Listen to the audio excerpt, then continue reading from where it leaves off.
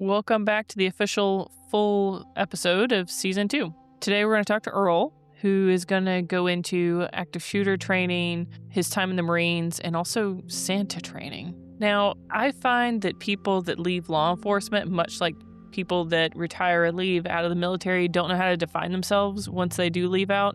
They either completely cut all tethers to that career and have to reinvent themselves because I feel like they need to, or somehow they latch on and can never let go of that identity. He is one of the few healthy people that I feel like has retired and coped in a healthy way. There's very few of them that I've actually met. He doesn't just dismiss his experience beforehand. He uses it to build on to and build a whole new career. I don't think that we do a very good job of that in law enforcement because everything that we do is very particular. So it's hard to think, oh, can I build a career on this afterwards? But he freaking did. I mean, yeah, he was a Marine, but they sister up to each other in some of the skill sets. And also, he just is happy. That's a fleeting emotion, especially when it comes to retiring out of military or first responder, law enforcement, that sort of stuff. I found it refreshing. Also, some housekeeping stuff. Don't forget, we got the new website up, halfseriouspodcast.com, and there's a merch shop. Yeah, I know, we did some merch. If you hate it, let us know and we'll change it up. It's okay, it's all fluid. Or even if you do hate it, I still like it, so I might still keep some up just so I can buy it. Anyways, enjoy season 2, and if you guys know anybody that should be a guest or is in a field you want to hear about, either send them our contact info or send me theirs, and I will contact them myself. All right, that's it. Have a safe week, and I'll shut up. Here's Earl. I met you, a little over a year ago, taking an active shooter course, which is freaking phenomenal, by the way. I'm super judgmental on that stuff, and so that's kind of where it came from. And I was like, I don't know about this. And then as soon as I saw you and read about your past a little bit, and then saw how you taught, I was like, okay, I'm down for this. This is actually pretty good. I appreciate the class and it being good. Well, I'm glad you had a good time. That class that you took is I mean, there's been active shooter programs out there for quite a while. That one class really came about in the way you took it around 2020. And that class every year has evolved, and that's because active shooters are changing. And so if we're still relying on tactics and techniques that worked 15 years ago, well, the active shooters are a bit different. Now, there's still some similarities, but that class that you took every year dives deep into what needs to be adjusted. It's not like hey, here's a class, it's good forever. It continues to study after actions. It continues to study, as sad as it is, but they can, the subject matter experts that are involved in creating that class, not saying it because I'm one of them, but these guys continue to study active shooters and put together the best class possible. And it's for a specific, I want to say a specific audience. It's kind of a general audience. Mm-hmm. But, there's different ways of handling an active shooter if it's your job to go and stop the active shooter. And then there's a different way of handling that active shooter if you are just there when the active violence happens, and that's what that class, it isn't designed to teach responders. It's designed for the general population, armed or unarmed, how to handle an active shooter or an active violence situation should one occur in the location that you are at. I really like that class. I think it does really well. And you brought it up. I just sat through today because we got to keep learning, right? So I just sat through today another active shooter course. And I like to take things away from everybody that I speak to, everybody that I learn from. I like to take things away. I like to learn things. But I sat through an active shooter class today, and it was kind of, the run, hide, fight. And, we talked in our program, taking that to a different level, right? Mm-hmm. But I did see a reference to a guy, and I've heard his name before, and he's out there in the active shooter world. And you got me hooked on some podcast, and this guy had just recently done a podcast, and so I listened to his podcast, and man, this guy was on it. Because he was like, look, everybody teaches, run, hide, fight, and they always kind of leave that fight as, ooh, let's not talk about that. And he goes, that's the first thing we got to do. Like if we had to put something in order, fight. Number one, that's what you got to do. You want to stop something, you got to fight. And the program that we were talking about that you attended and that you teach now, one of the things they teach in that program is how to disarm, an assailant. And if there's an active shooter shooting people and you take their gun away from them, then they're not shooting people at that point, right? So I think that's a component that's extremely important. A lot of programs miss is the fight component. So Yeah. anyway, I didn't mean to get off on that, but that was that's how we met, and that's a program that I also hold near and dear to my heart. I agree. I think we get too delicate with it. Like, oh, it's an active shooter, but let's be really kind about it when we teach it. It's like, no, no, no. It's not. Right? It's not a No, kind subject. exactly. Right. The shooter isn't being kind, right? The way you're going to stop that violence is with violence. I mean, violence can be good and violence can be bad. I mean, if someone is shooting up the place, then use every violent thought skill you have to stop that person. But anyway, yes. So I think a lot of programs, and I still see them today. You show up and they're like, "Run, hide," and as a last resort, fight. And I just shake my head. I'm there to learn things, and that's just one of the things that I take away is, what, that's the wrong thing. And I had you teach a program, and I like to help folks who teach programs out as much as I can. Someone called me from the Northeast a couple of weeks ago and was like, "Hey, my school is having a hard time with me teaching this program because it's too aggressive. Like, we prefer just to do the standard run, hide, and fight if you must, but not really go into the detail that you go into on the fight part." And I'm like, "Wait, so you're telling me that you would just rather not teach the students how to fight?" Yeah. And they're like, "Yes." And I was like, "But someone is coming to kill them.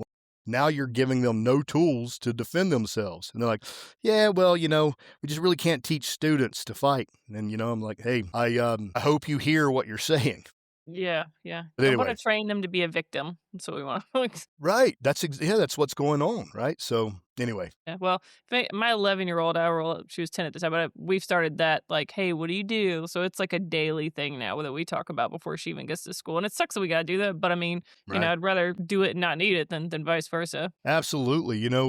It's hard, as a parent, especially with younger kids, because they're going to say, "Hey," they might hear about an active violent event in another school, and they may ask the question, "Hey, is that going to happen to me?" Hmm. And, as a parent, sometimes you want to lie to them and say, "That's never going to happen at your school. You're safe there," because you want to make things better, but, not to scare your kids, but they need to be prepared. And then, of course, the schools need to be prepared. So we all got to get involved with our local communities and our schools and just make sure that they are prepared.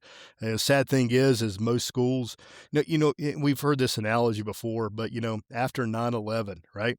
After the terrorist attacks, America responded and said, "You know what? We're not going to let that happen again. We're going to put armed people in the airports. We're going to screen you before you come through, right? We're gonna protect our people flying, right?" And I'm glad they did that. But now we get an attack at a school, and they're like, "Whoa, we had an attack in a school. We should probably make it a no gun zone." No, And that's that about it. works. We'll just put a sign up that says, "Don't bring a gun here," because criminals like to follow rules anyway, right? Hmm. Oh, yeah. But like, why aren't we doing that type of response? Like, I'm like, yeah, put SROs or cops, whatever they're called in different jurisdictions, put those SROs in schools. Like, get Yeah. them out there. I won't arm the teachers, train them how to carry a gun. I'm all about that. I know that's touchy topic with a lot of folks, but protect Yeah. the children, right? Why don't we do that better? I mean, will there be ones that don't know how to shoot and stuff? Yeah, I mean, that's a whole other realm of discussion and like standards and stuff. But it should be something that's presented as an option. Like, hey, this is an option. Yeah. I saw in the news a couple years ago that in my hometown, I live in Northern Virginia now, but I grew up in Western North Carolina, and I saw that in my hometown, the sheriff, very small town, right, tobacco community, the sheriff had started a program where if teachers go through his, what the training program is, I don't know the details of it, but he created some type of training program. And then it was all voluntary. Any teachers in that school district, and it's like, one high school type of stuff, right? Yeah. But if you come through the program, then you get the combo to the safes that he just put in the schools where he's got ARs staged already. And if Yeah. you certify, then you get the combo to those firearms. And I'm sure Very cool. there's a lot more into than what I just said, but you get the concept, right? He's like, "Hey, especially in those small communities, it's going to take a while for responding officers to get Hmm. there, And he's like, "Huh, I'm going to put some well-trained people right there where it's going to be." Yeah. Hats off to them for at least thinking of something new to try. Yeah. Yeah. Right. And it's been going for, I don't know if you still have it. It's not like I follow it, but Yeah. successful. I mean, obviously it hit the news really big when it came out, like, "How dare this guy?" And he's like, "This is what I'm doing, right? You don't like it? Don't vote me in next time." I don't know, right? But now it's kinda just faded away because it's not the end of the world like some people would wanna make it out to be, you know? I want to ask you about your military background because I know a little bit about it, but I haven't really. I'm I'm imagining that's probably what guided you into the careers and everything that you have now. Yeah. So I'm curious, military career, what started off with that? So I joined the Marine Corps when I was I should have 18. figured you were a freaking Marine. You know it, you know it. So I joined the Marine Corps, and spent 20 years in the Marine Corps. When I retired, I left very happy. I was ready to retire because I was ready to spend time with the family. I had missed, births and Christmases and just time with kids. And I loved my job. I loved everything that I did, but I was eligible for retirement and I was ready to retire. And one of the last jobs that I had before I got sent here to the DC area was in Libya. After the ambassador was killed over there, I went into Libya, and I got to work with some of the State Department folks. And then I ended up here. Right after that, I ended up here in the DC area, and I'd stayed in contact with one of those guys. And so I was retiring, and I was thinking of what I was going to do. In my mind, I think I was going to move to some cabin in the middle of Kentucky and just, fish and hunt all day.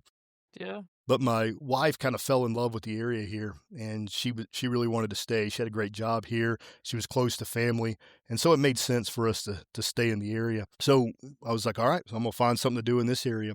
And this guy that I had worked with before, he was like, hey man, there's this location that's looking for a security consultant. Mhm. It's a gated community, much like, you're running security at an embassy or an embassy compound. He goes, go talk to him. And I was like, it doesn't sound like what I want to do. And he goes, just go talk to him, man. He goes, I think you got the background for it. And I went and I spoke with these people, and I was like, oh, I think I kind of want to do this. And Yeah. so I did a little bit of security consulting there for a bit. That worked out pretty good. And at the same time, I was still trying to figure out what I wanted to do. So I thought, hey, I want to, I had an EMT background and a firefighting background prior to that. I was like, let me try that out for a little bit. So I tried that out as well. And none of that stuff really kind of, like I did it, but nothing really kind of hit home. And then I decided, hey, I think I want to start my own business. And I put together all of the things that I had experienced over my life and the different jobs I had. And I started a business that taught how to use a firearm, right? I Mhm. help folks qualify with the firearm. I help prep qualifications. I help build qualifications. I worked with different agencies from private all the way through federal. And a lot of the jobs that I did also involved active shooter. And so it was about half firearms type qualifications and half active shooter type stuff. And then later on, we added in things like TEC, emergency medicine, things like that. So anyway, my backgrounds from Yeah. the military, my firefighting and EMT background and a private security background kind of all got me to where I am today. And I love what I do now, right? I'm my own boss. I get to meet different people. I get to meet awesome people like you. I get to float around not only the entire United States still, but I was in Nairobi several months ago. Awesome place. I've traveled. I've got to work on film sets. So I get to kind of do a Oh. whole bunch of different jobs, still doing kind of what I love. Specifically, my time in the Marine Corps. I was an infantryman. I got to do quite a few deployments. I think last count, like at I don't know, close to 40 countries. Most of them were pretty Yeah. nice. Some of them were terrible. Did quite a few deployments into combat zones as well while I was there.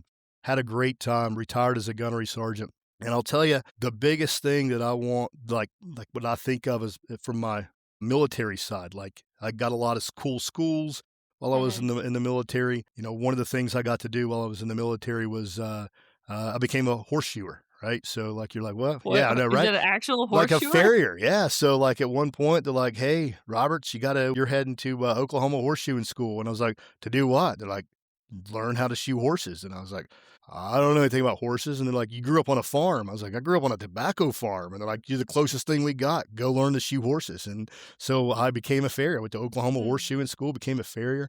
So I don't want to do that. Like, that's backbreaking work. I mean, nothing but respect for the people who do that.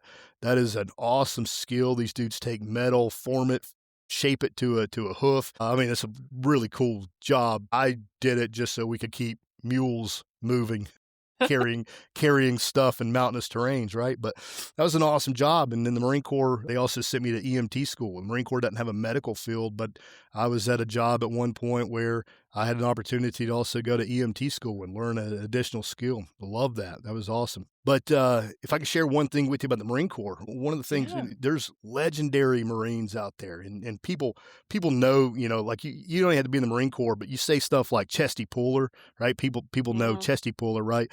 Archibald Henderson, Dan Daly, legendary Marines out there. But man, there's two Marines out there that I am just honored to have worn the same cloth that they wore. And I think of these dudes every day, just their dedication. I'm going to do my job type of folks. And have you ever heard the speech that General Kelly gave? I don't know, probably 15 years ago now. He titled the speech "The Last 6 Seconds." I don't know if he titled it that, but somebody called it that, "The Last 6 Seconds." Can I read that speech to you? Yes, please. So this is about two Marines, and it's a true story, obviously, but these two Marines here, again, every day, like they are in my thoughts constantly. These guys were true to the core, true heroes. When I think of legendary Marines, of course, nothing but respect for Chesty Puller and all the other legendary Marines, but these two guys, and while I served 20 years in the Marine Corps, there were awesome other dudes as well. And I'm not saying that, these are the only two legendary Marines that existed during my service. These are just two that I just happened to share the same ground with and wear the same patch. So the backstory here on this speech was Lieutenant General John Kelly, somewhere around 2010, was at some veterans organization, and he was giving a speech to this veterans organization, and he was talking about the quality of the Marines, the dedication, the valor of the people that are standing post today, protecting us from whatever is out there, right? And even though that was 2010, I think this still applies today. This speech does. So John Kelly wrote this speech, and it was about two Marines. One of the Marines was from 2nd Battalion, 8th Marines, and early in my career, that was one of my units. I was in 2nd Battalion, 8th Marines. And at the time, another Marine was in 1st Battalion, 9th Marines, and I was currently in 1st Battalion, 9th Marines with this Marine. And we had just made it into the Al-Anbar province, and 19, the unit I was currently with, was coming in, and we were relieving 28, 2nd Battalion, 8th Marines. And so when you come in and you relieve another unit, there's like a couple days of overlap, right? So that, you're learning, hey, you're picking up, hey, these guys have been there for 6 to 8 months. They know some things. They know what's going on. Give that new unit some time to kind of get that information from them before the old unit rotates out, right? So 19 was relieving 28. And so General Kelly's speech goes back to when that was happening, when that turnover was happening. And so these are his words. These aren't my words. I'm going to read the speech that was captured from General Kelly, and this speech became known as The Last 6 Seconds. Bear with me here while I read this, all right? Because you'll see my love and respect for these guys in here. I'll try to control it, but it might get to me. So General Kelly speaking, and I don't know. There's a lead into this speech, but basically the background is he's telling folks we've got some awesome people on the ground out there today. And so here's his speech. I will leave you with a story about the kind of people they are, about the quality of the steel in their backs, about the kind of dedication they bring to our country while they serve in uniform and forever after as veterans. 2 years ago, when I was the commander of all U.S. and Iraqi forces, in fact, the 22nd of April 2008, 2 Marine infantry battalions, 19, the Walking Dead, and 28 were switching out in Ramadi. One battalion in the closing days of their deployment, going home very soon. The other just starting its 7-month combat tour. 2 Marines, Corporal Jonathan Yell and Lance Corporal Jordan Harder, 22 and 20 years old, respectively, one from each battalion, were assuming the watch together at the entrance gate of an outpost that contained a makeshift barracks housing 50 Marines.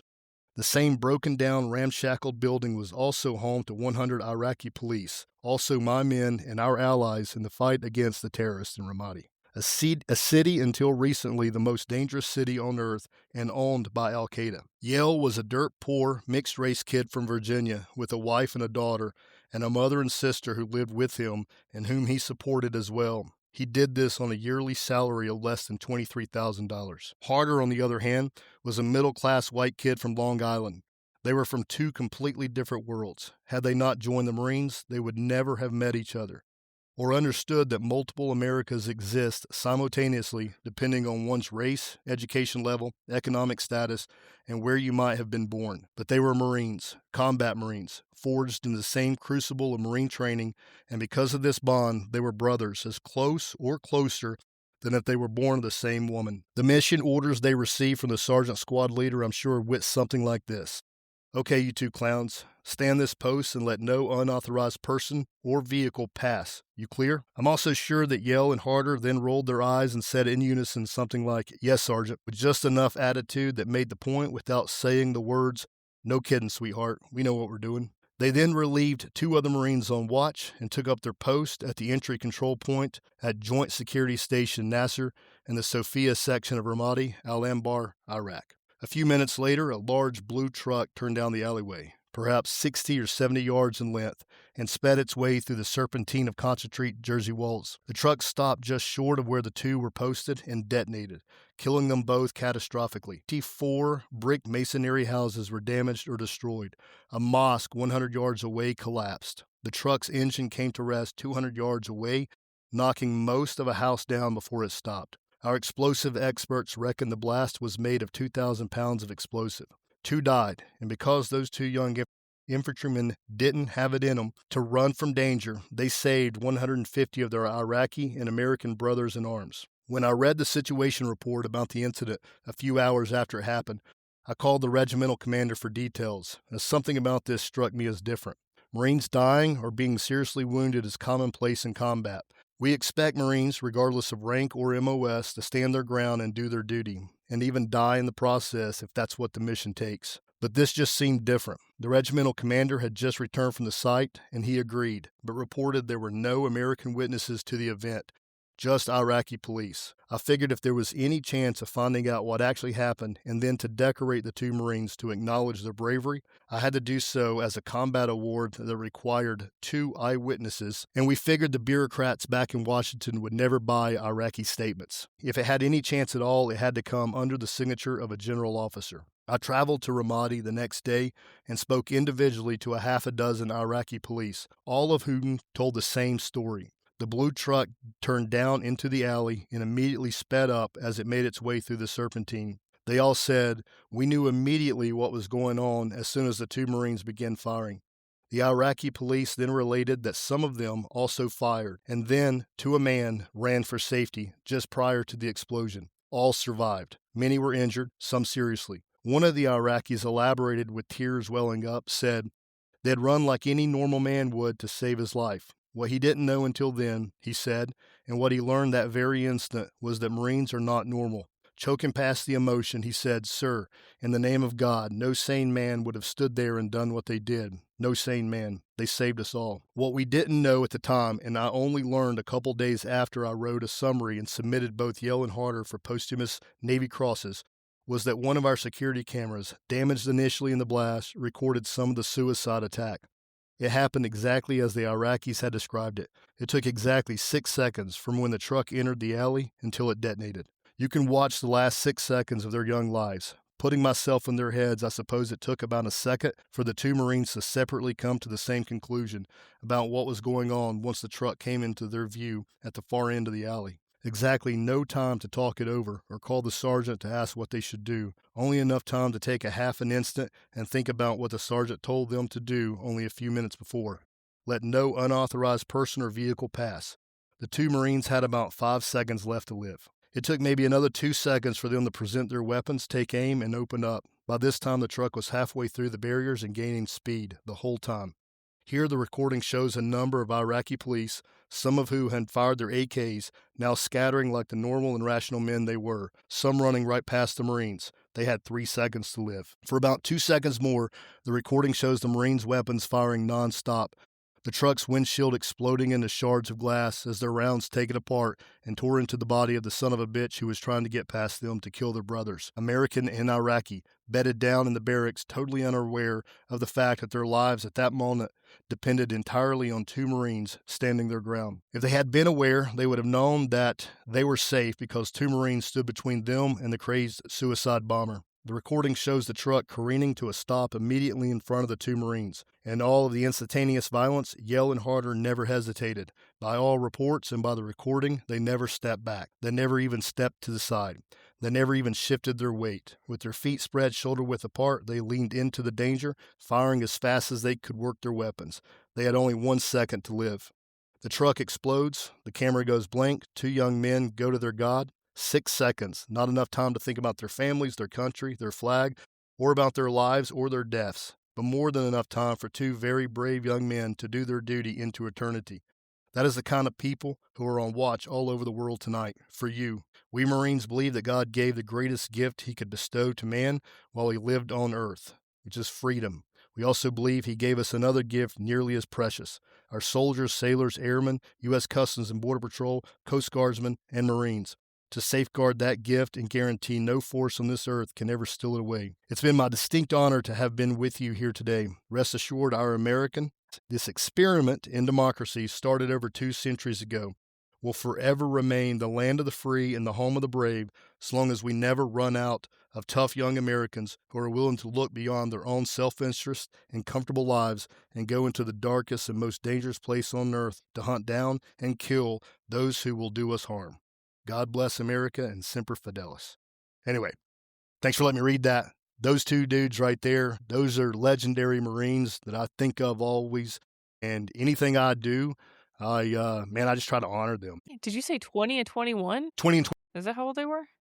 20, Jesus. That got me with that as soon as you said their age. Yeah, right? Were you serving with them? By that time, there was such a rank difference. It's not like I hung out with them, right? But we were in the same battalion. We were in different companies. I was in a different area during that time, but we heard about it. We knew about it. Even before this speech, we knew the actions these dudes took. And man, it was just makes you proud to be an American knowing that there are people like that, you know? Like I'm so happy to have worn the same cloth that they wore. But again, didn't know them personally. I'd seen them in passing. Well, one of them. I'd seen one of them in passing, but different company. And again, not in my circle, right? You know, because yeah.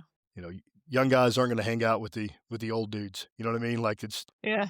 How did that impact the other people you were around? You know, anytime there was a death in any of those deployments, people took it hard and then got right back to work. I've had some friends that still take some of these deaths hard today, but in the moment, it was this is sad. You know, we also have a job to do. We got to get back to work, and so everybody there was professional, and everybody got back to work. And again, everyone, the guys who came home, the guys who didn't come home, they all did a phenomenal job in all the deployments, and everybody that I served with. Like, I love them all. I love every one of those guys. Do you still get to talk to a lot of them? You know, what I've found is like some guys that I communicate with, because when I was in 20 years, right? So I was in different units. And so I've got a couple of friends who I served maybe a 2 or 3, year period with. And I still talk to them. And I'm amazed that when I travel to a city and I know they're in that city and I call them up, I'm like, hey man, let's grab a steak.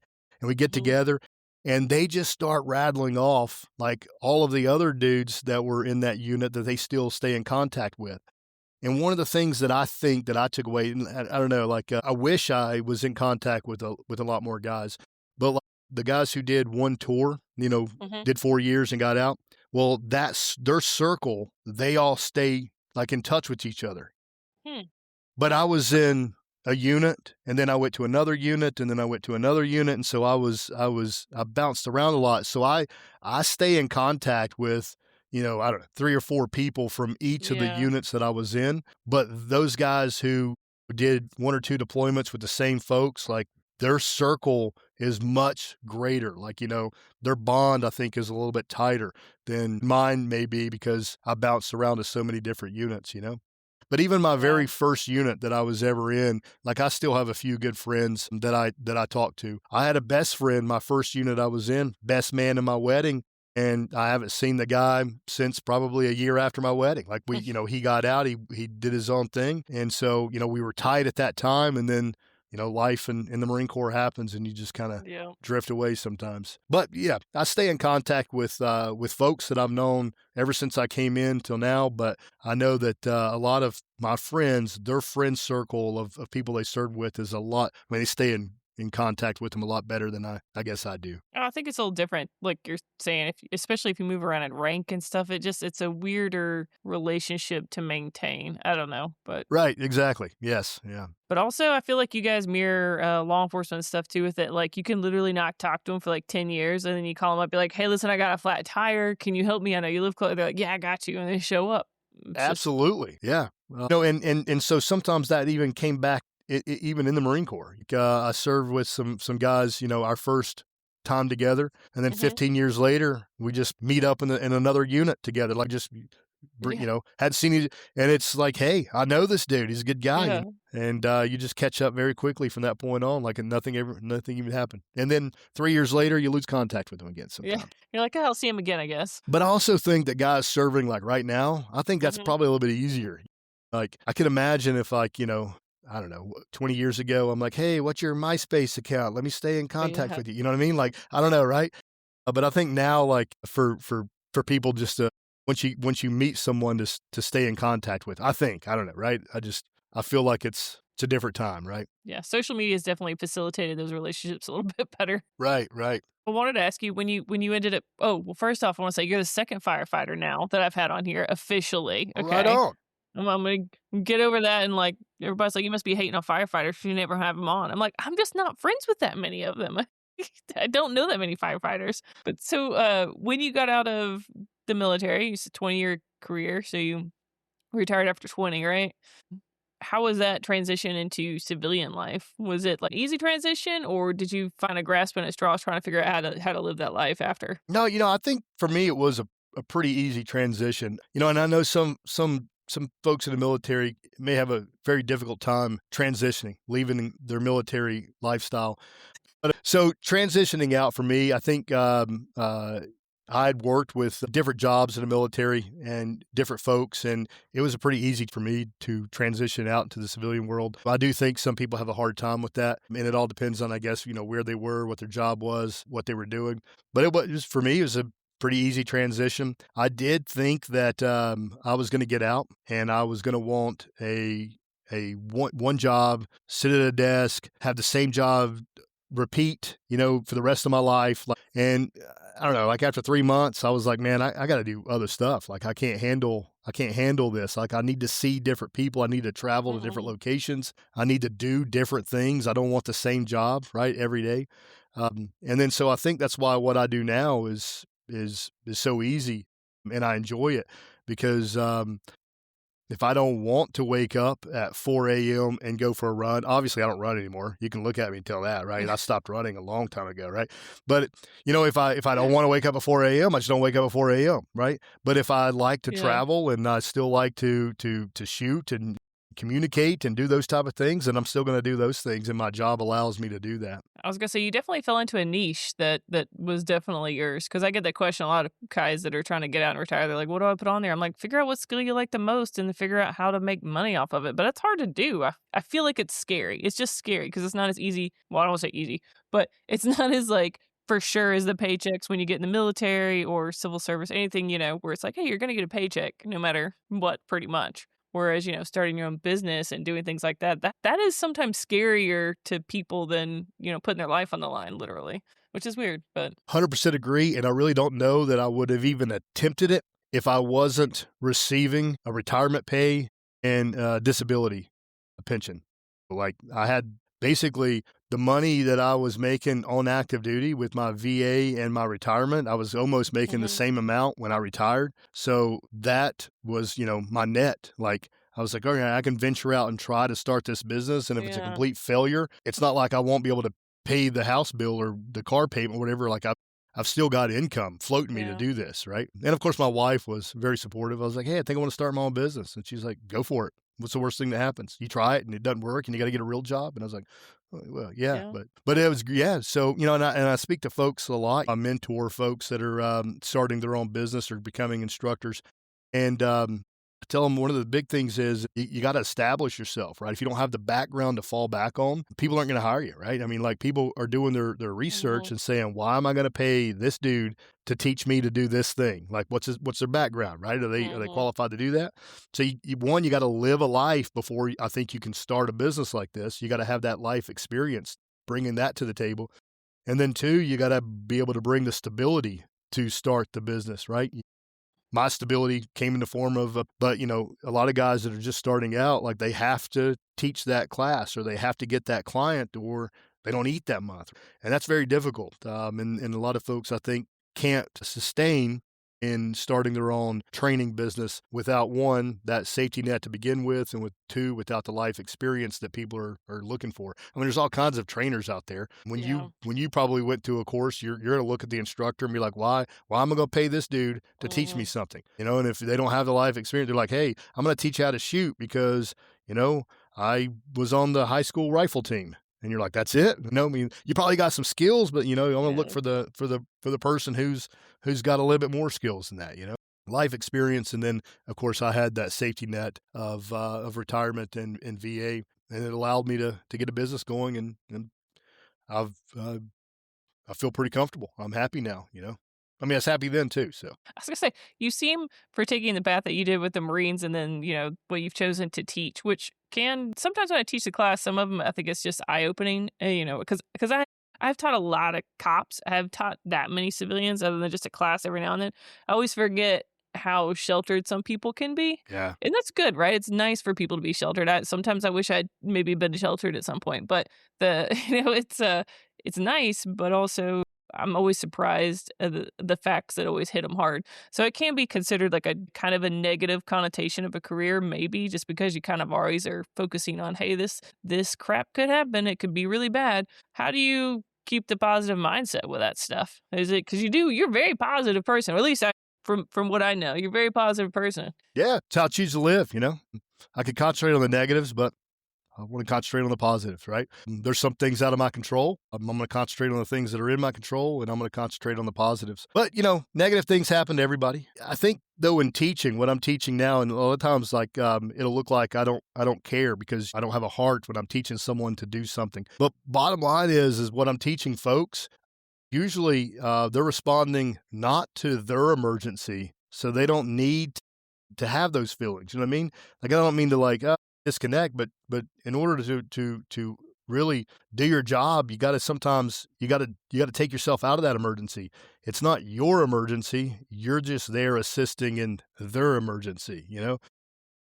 And then it's hard sometimes not to get in that mindset of like, oh, this is sad and all, but you know, you got a job to do, right? So do that job and then move on, right? I got things that I do to occupy I think everybody has to have some type of release. So like say when I travel, when I go to teach places, I'm a big history guy.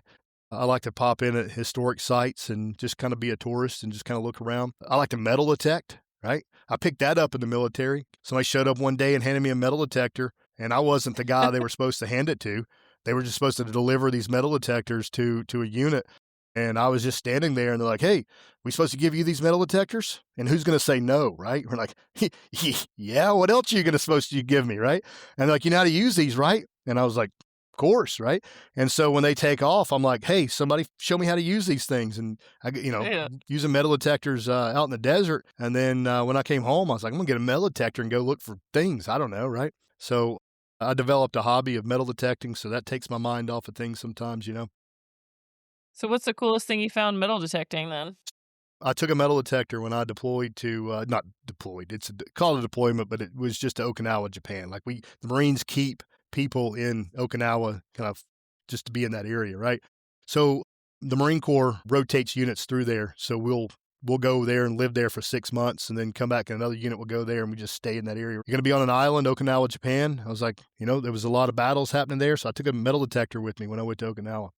there's not really laws in Okinawa where you can or can't metal detect. You can do whatever you want, right? Different laws than there are here. Like in Virginia, you almost can metal detect nowhere. Like the entire state's almost like a protected Really? site, right? So much history, Civil War related history happened in Virginia. Some Revolutionary Yeah. War happened in Virginia. Like almost everywhere is protected. You gotta have like private property before you go metal detecting. But in Okinawa, you can metal detect anywhere you want. And so I met up with a retired Air Force guy who married a local and ended up retiring in Okinawa, and he was the librarian on the Marine Corps base that I was on. Right, so I met this guy. I was in there one time researching some stuff, small little camp, and the guy comes up, and is like, "Hey, can I help you find stuff?" I was like, "I'm just looking for places around here where I can go metal detecting." He's like, "You metal detect? Me too." And I was like, "No way!" So I met up this retired guy, and we did some research there in the library. And we wanted to find like kind of a local place that we could just get to really close. And there was this battle that happened, not the World War II battle that happened not too far from where we were. There's a lot of maps of it documented, but the caves in that area. And we're like, let's go. And we went, and I was metal detecting there, and I found a Japanese knee mortar. So it's like a small mortar that they just kind of hold on their knee. There's a base plate for it, but it has a shape, and some people probably put it on their knee. It'd probably break your knee if you put it on there. But it's called the Japanese knee mortar. And I found a Japanese, I mean, it's busted up and stuff, but I found a Japanese knee mortar. I wanted to keep it, but Yeah, I was gonna ask, did you keep it? no. There's a little museum in the area, and I donated it. I had no choice, but ended up donating it to the local museum over there. But it was pretty cool. I found a Japanese knee mortar. That's Over in pretty cool. Europe, I found an Iron Cross one time. And then I don't know, probably here in Virginia, I found, a lot of Civil War mini balls and round balls and buttons. But I'd say the Japanese knee mortar was probably the coolest thing I found. How big is that thing? It's like it's probably 18 inches long, and it's if I remember right, it's something like probably a 36 millimeter or 40 millimeter, so kind of a small, bigger than a 12 gauge shotgun shell, but not like any mortar that we use currently. That would have been cool to take back, though. I know. But yeah, I think that's the coolest thing I ever found. And then here in Virginia, people started finding out that I use a metal detector. I got a phone call. They're like, "Hey, we lost a ring. Can you help us?" And I'm like, "Oh, is this spam? What is going on here?" Anyway, I go out to meet this couple who had called me, and they're like, "Look, here's the story. We saw a couple of young kids, like 19-year-old kids, with flashlights at the edge of our property last night. And we go over to ask them what's going on, and apparently these two young kids were engaged, and this was the first night that two sets of families came together. So both the sets of parents met each other, and it did not go over very well at all. And so as these two 19-year-old kids are driving home, the young lady is like, angry at the gentleman, and she says something like, maybe we shouldn't even get married at all. And he says something like, well, maybe we shouldn't. So she takes her ring off and she goes to throw it at him, but the window is down. And so they just see this ring fly out the car window. And immediately she says she regrets it because it was just a little fight. So they stop and she's crying and they're looking for this ring. And so the people who own the property come out and they're like, what's going on out here? And they're like, oh, this is what happened. And they searched all night and they're like, hey, we can't find it. They called me and I go out and I'm like, oh, all right, we'll see what I can do. And I'd had these like costume jewelry rings and I spray painted them orange and I tied orange flagging tape to it. And I stood at the edge of the road and I chunked that thing as hard as I could. And then I went and I'd mark where it landed. And then when she showed up, I asked her to do it. And it was way closer to the road.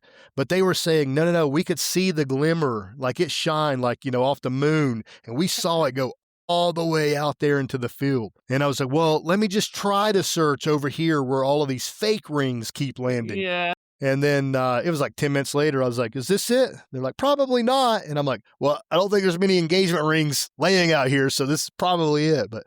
And that was pretty fun. That was a cool find, too. Were they pretty happy, I'm guessing, after they figured out it was actually They were, absolutely. Yes, they were extremely happy. And they actually invited that couple, because that couple, went and found me and did all this. They actually became friends. I mean, the couple was like 60 years old that lives there. These guys are 19. Anyway, they got married. They came to the wedding. The couple helped host, the reception. So it became a really good friendship for them over this thing. And then I was just some random dude that showed up with a metal detector and found their wedding ring. But that was pretty cool. Yeah, I was gonna say it's gonna be the random guy because then you're not committed to go to the marriage thing or the Yeah, wedding or exactly. anything. You're Exactly. fine. So you competitively shoot and you metal detect. It's competitive. Like, what do you competitively shoot? Yeah, so I do some conventional bullseye, which is pistol at 25 and 50, one-handed. So you stand to the side, and there's time fire, rapid fire in there. So I shoot a conventional bullseye, and then I did a bit of defensive pistol. And I haven't shot defensive pistol competitively in a couple of years. And I shoot black powder. I really love. It's dirty, but I What's love black shooting powder? What's muzzle that mean? loaders. Yeah, like Mm, like Revolutionary War, Civil War wow. type. Ramrod through the muzzle. Damn, I didn't know Yeah. they did that. Yes, that's it's really cool. And that is, I love shooting that. It requires your follow through in that, because you like pull the trigger and then it's Mhm. like snap, boom, right? I mean, you can count, and the delay from the ignition to the firing sequence actually being Damn. complete. But I shoot competitive black powder in rifle and in pistol. I do pretty good in that. And then I also shoot sporting clays. I think sporting clays and black powder is about really the only thing. I haven't shot conventional bullseye in several months, but it'll come back. Like, it goes in waves. I'll concentrate on sporting clays for 8 or 9 months, and then it'll start to get kind of boring, and then I'll go to the pistol, and that'll Yeah. get kind of boring, and then I'll never be number one in any of those things, but I will have fun in every one of them, because I can't dedicate to only firing that one gun. Yeah. So again, I've admitted I'll never be the number one, but I'll still have fun with every one of them that I shoot. I think you figured out the secret to freaking life, though, man, because you're like, I just to do what I enjoy, and you gotta have things that you enjoy on the side other than the crap that you had to go through before. I figure out it's a hard thing to explain to people of, hey, go get hobbies. They're like, well, what am I going to do? I'm like, I don't know, pick up something that you just like to do. It's amazing how much it can just improve Exactly. your mood, but it's hard to get people to do that sometimes. Yeah, it all just kind of blends together with me. Like, I know people say, like, never make your work your hobby, because then you won't I don't know, right? Yeah. I enjoy what I do, and I'll stop doing it if I don't enjoy it anymore. And Yeah. if you're running a training company, that's very important. If my heart's not in it anymore, then I shouldn't be out there teaching other people to do things. But I do what I like each day, and I have a great life. I love what I do. So you're attending a Santa school. Is this right? Is Yes, it? yes, But yes. okay, this is diversity. I'll give you Right. that. I got to tell you, so I learned this when I was going through the process of researching if I wanted to be a Santa Claus, right? Yeah. So I had pitch black hair and a pitch black beard all the way up until like the last couple of years that I was in the Marine Corps, and then boom, my hair and on my face turned white, and so I've got a bit of a white beard, right? And I was like, all right, well, what can I do with that? And then there's not many jobs out there. Right? I can do 4th of July, Uncle Sam, and then Santa Claus. Right? But what I found when I was talking with the Santa school people, right, is a true, real bearded Santa had experienced Santa magic at some point in their life. Like the life of a Santa is, you believe in Santa Claus, you are Santa Claus, you then become Santa Claus, but somewhere in the middle there, you had to have experienced the Santa Claus magic. And when they go to explain this to me, I was like, man, I experienced that Santa Claus magic twice in my life. And they're like, oh, you're definitely going to become a Santa Claus. And so the magic, as they explained to me, and then I recall back, is so I was like 4 years old, right? And I lived in on a small farm, and we had a tin roof. So tin roof, you can hear things at night. And so I remember that the concept of Santa Claus, I don't really understand that I knew it up until that point. Maybe I was 5. And my sisters, it was Christmas Eve night, and they're telling me to go to sleep because Santa Claus comes tonight. I'm like, well, why is he coming tonight? And they're like, to bring you toys. Well, then why should I go to sleep? Like, where's this guy at? So I'm laying there. They're explaining to me that this guy's going to come and give me toys tonight, right? Santa Claus, and that he has reindeer and a sleigh. And for some reason, he's going to land on my roof and not in the yard. There's no reason not to land out on the road or in the roof. But as they're explaining this, like a tree branch or something like hits the tin roof and then slides down the tin roof. And in my mind, like I heard the reindeer, and they're like, yes, that's him. You got to go to sleep. And so I pretended to be asleep. And the next morning I had toys, and I was like, man, I heard Santa Claus come. And, like that was a magic, like that moment, that night I felt some magic of hearing and believing in Santa Claus. Well, fast forward, I've got a 4-year-old kid myself, and we were at a base in Norfolk. So I was in Virginia Beach, a Navy base in Norfolk. I was stationed there, and that command had, I don't know, a lot of money to spend on Christmas parties. And so that we were having a command Christmas party, and this base, or the command I was a part of, brought in like a real bearded Santa Claus. And they went to the PX and they got a whole bunch of toys from the PX. Like when kids come up, grab a toy. And this wasn't like, and so leading up to that, my son had been telling everybody that he wants a horse on a stick. And that's the only thing he talked about leading up to Christmas. And so we show up at this command Christmas party, and my son is the first one in line to see Santa Claus. And as soon as Santa Claus is like, come on up, he goes up and sits on Santa's lap, and Santa's like, what do you want for Christmas? And he says a bunch of 4-year-old stuff that I know no one could understand. But what he was telling Santa Claus was, I want a horse that's on a stick so I can ride it around, and do all this other stuff. And Santa Claus is like, that sounds great. Santa Claus reaches back, and the toy that he brings up is that exact toy and hands it to my son. And my son, like that thing from that point on, like he was like sold, right? Like I went up and told Santa Claus what I want for Christmas, and he just handed it to me right there, like out of nowhere, because he didn't know there were toys back there. And so that was like amazing. I was like, man, that's pretty cool. And then so that was my second Santa magic. And so I was destined, apparently, according to the Santa school professionals, to be a Santa.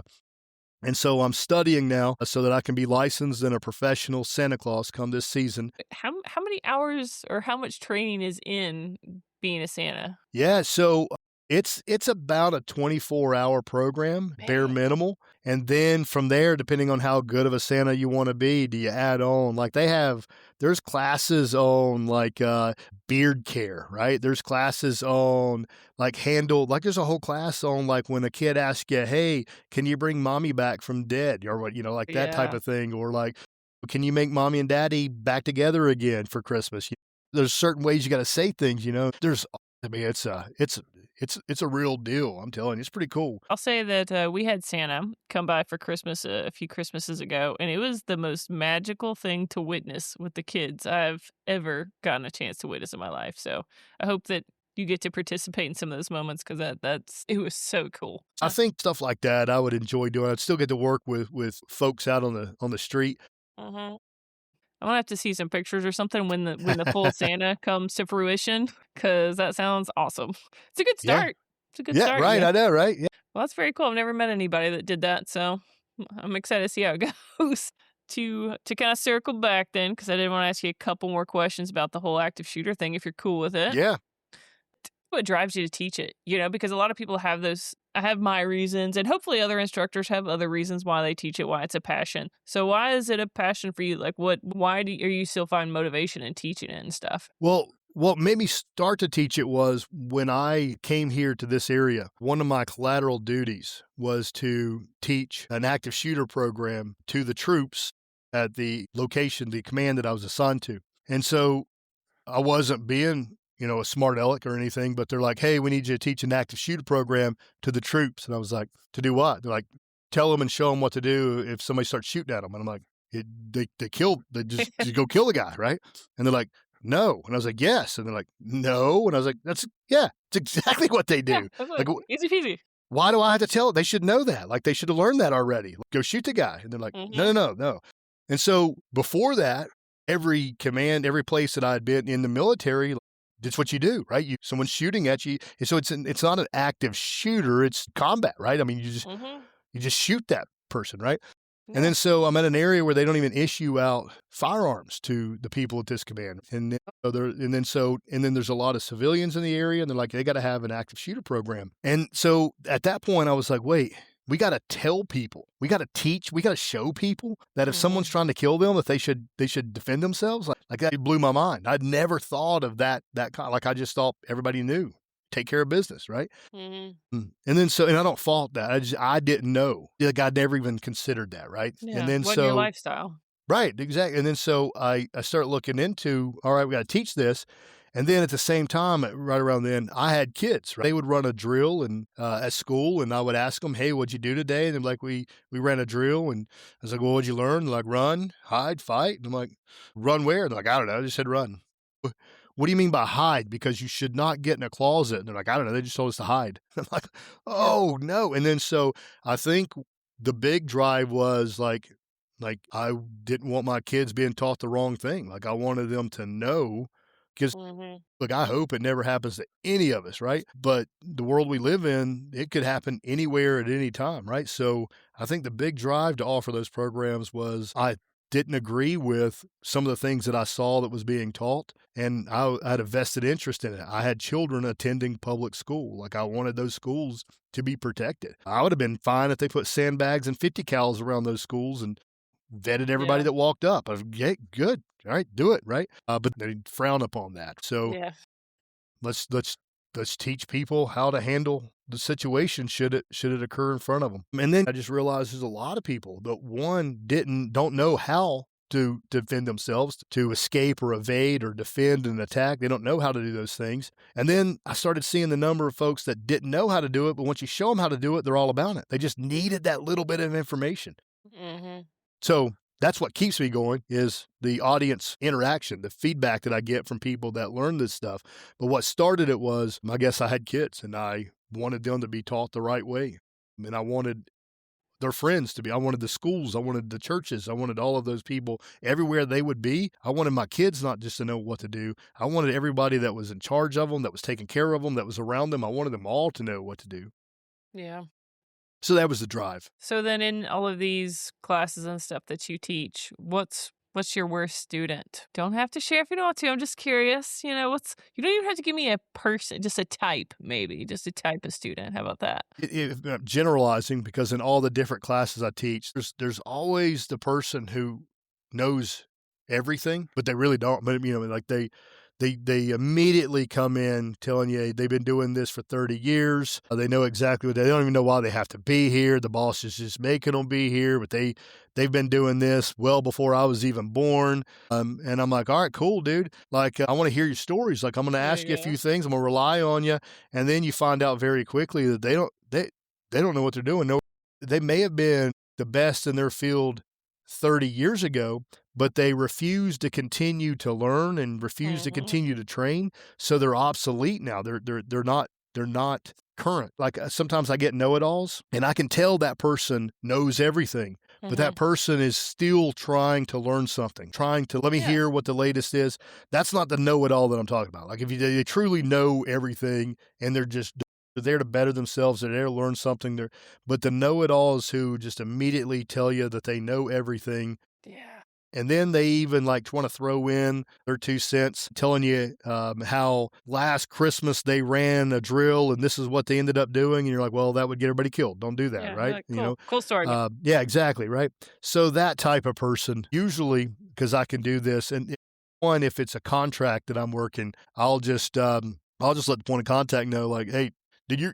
We're going to start charging you by the hour, and I'm going to let that dude talk as long as he wants, but I'm on the clock, right? Yeah. So Yeah. once he's done and said everything he wants to say, then I'm going to say all the right stuff, but you're going to be paying double. So either shut that dude up, get him out of here, and let me do my job that you're paying me to do, or fire me and if that dude is the guy you want, let that dude teach, right? And if it's Yep. paying clients, I'll just go up to that guy and be like, hey, man, this isn't the course for you. You know too much. Let me just cut you loose. Because I'm not going to make the other 10 people that are in that course suffer because of this guy. And, sometimes I don't just immediately cut them loose. Like, sometimes I'm like, look, man, I respect your training, but I got to get everybody on the same page.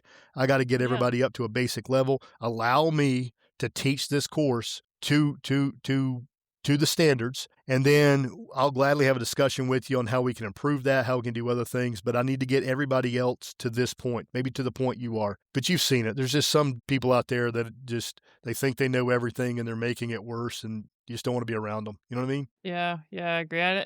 Because all the greats that I've gotten the honor to be around that teach and everything like that, Like, I think you even said it earlier today in this podcast, like, there is something to take from every class. It Absolutely. doesn't matter if it's, basket weaving. Well, I don't know how to do that anyways, but I'm just saying, like, it doesn't matter what it is, you can take something away from it. So, but yeah, those the pompous ones, the chest hitters, it's like, dude, just chill. Yeah, exactly. I mean, you can usually tell because like you know, I strive to attend some type of training, a class, a course once a month, and every year I dedicate at least a 5-day period to do at least a week to a 2-week long training package where I'm a student. So I try, and I'm pretty good about it, but I try to every month sit in a class because I want to continue. And I still pick things up from, sometimes it's not even the material they're teaching, it's how they delivered the material. You know what I mean? Like, Yeah. so I go into every training to better myself, and I want to learn something. I go in to leave with a notebook full of information, but I try to leave with at least something, even if it's a refresher course from me. But I think that we all, like, if we want to be professionals, we have to understand that we need to be a professional student as well. We've got to continue to learn so that we can continue to educate. That's what I think. But I believe in continuing education, so I'm always there. But I'm always looking for things that I can steal or borrow from the instructor so that I can offer that to my students. Yeah, I agree. I love watching instructors. Their cadence or like how the questions that they ask or how they approach a subject. It's like, that's a good way to do that. And just write it down. It's great. Well, my last question that I have of you is, what do you wish somebody would ask of you that you haven't been able to answer? God, I think I came with no expectations. None.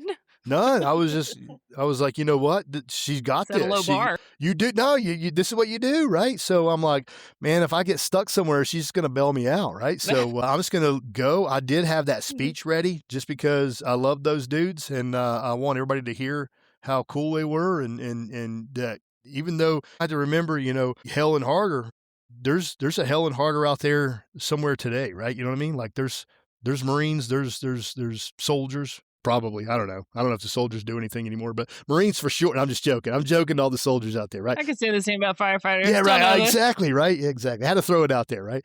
But man, there's people out there standing that post right now, keeping us safe. So I had that speech in front of me. I was hoping you'd let me read it. I was hoping I could get through it. But that was the only thing that I came in here with. And the rest of it, I just relied on you. I was like, let the expert take it away and just guide me.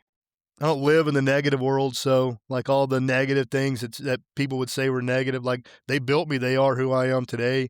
But if I'm going to think of a memory, it's going to be a memory of some awesome dudes or some happy times, So I don't know how you do that. I mean, I see it and I feel like you practice it because you're one of the few that I feel can just kind of see the positives, like, is truly, instead of living in the crap that sometimes builds up. So hats off to you, and I wish I could document exactly how you do it so I can tell it to other people, but I have no idea. Other than the hobbies, I don't know. Yeah, it's got to be it. Maybe if you would, be a Santa Claus or something, or maybe an elf. Yeah. Well, thank you for your time and thank you for what you do, because there's a lot of bad instructors out there, and I feel like that they give a negative connotation to training, and you don't. You do a very good job at it. It was a good class, and yeah, I can't say enough good things about how your experience gave you the clout to teach it. So it was nice to know, like, okay, this dude is teaching this not because he sat in a class somewhere and just learned it and is now regurgitating what he learned. He actually has some applicability. So thank you for that, and yeah, thanks for continuing to keep students and employees safe and all other good stuff. Absolutely. Happy to do so.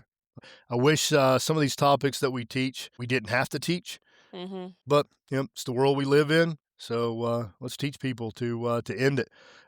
One of the things that I mentioned earlier that I was listening to and learning from a guy who's really good at active shooter, and I want to say this again. He said there's a right order. Run, hide. There's a right order for that, and it's fight, run, hide. We've talked before about the word hide. I can't stand that word hide, right? It's escape and evade is what we should be doing, but we all heard the words run, hide, fight, right? We got to teach people to, if we're going to end something, it's probably going to be, now, awesome cops. like yourself, are coming, but you can't be everywhere at every moment, right? I mean, there's an average response time out there in every jurisdiction, and until you guys get there and end it, killing will happen. So people, I'm not saying they need to be armed or not. What's that in Australia, right? A couple months ago, we saw that dude. He wasn't armed. Yeah. He ended it, though. It took a dude running up and grabbing that guy and stopping him before the killing stopped, right? So there is a right order to the way we handle active shooters, and I completely agree. Once you see it, you got to stop it. Yeah. And if you can't stop it, get away. If you can't get away, barricade yourself and try to buy time until law enforcement gets there. Stop it. Once you see it, stop it. Am I right? 100% right.